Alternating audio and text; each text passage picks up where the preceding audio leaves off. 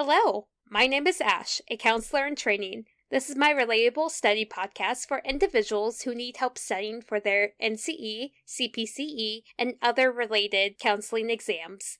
I'm going to go through many questions from multiple resources and make the answers relatable to both you and me. So get your listening ears on and let's get studying. Stage theorists assume A. Qualitative changes between stages occur. B. Differences surely exist but usually can't be measured. C. The humanistic psychology is the only model which truly supports the stage viewpoint. D. B, and C.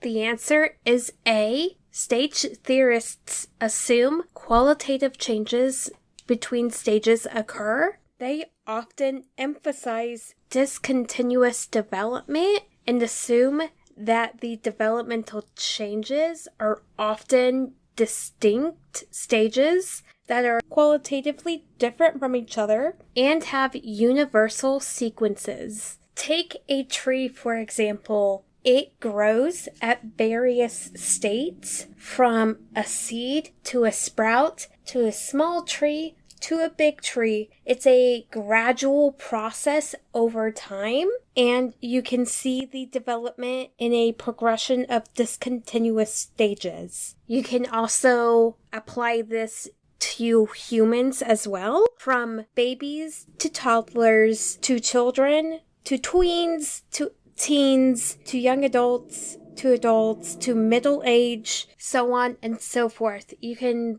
see them in different stages gradually over time.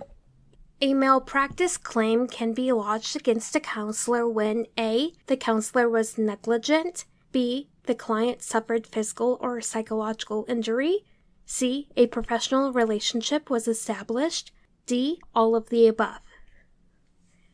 The answer is D. All of the above. For all these reasons listed, a malpractice claim can be lodged against a counselor. There are many famous malpractice claims against counselors, which, when you do your own research, it is interesting how many claims are there, which includes several different ways of how a counselor was malpracticing. A 28-year-old female feels lonely and isolated despite having strong social ties. She feels disconnected from others and says that she has never had a serious romantic relationship because she is just too busy and successful for that. She exaggerates her positive traits. When you mention one of her flaws, she appears distressed. What types of attachment styles does she display? A. Secure attachment. B. Insecure attachment. C. Avoidant attachment. D. Anxious attachment. The answer is C. She is experiencing avoidant attachment because she has clearly stated that she is too busy and successful for any relationships, including friendships or romantic relationships, and she doesn't feel really close to any of her strong social ties and often feels a disconnect from others. When she exaggerates her positive traits and appears distressed when mentioning her flaws, she is trying to avoid the attachment to others because she is not trying to get super close with others, including the counselor. Development, A, begins at birth. B, begins during the first trimester of pregnancy. C, is a continuous process which begins at conception. D, A, and C.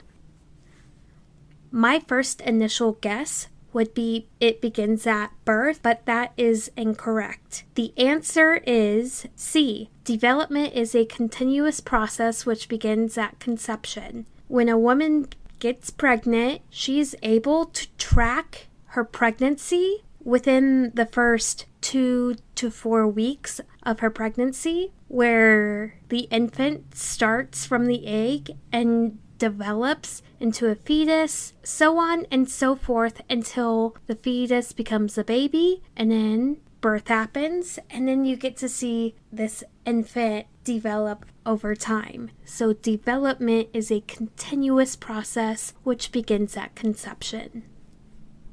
Jim decides to go for counseling and makes an appointment. When he gets there, the counselor gives him a statement of disclosure. Which is true regarding this document? A statement of disclosure is required by law in every state of the United States.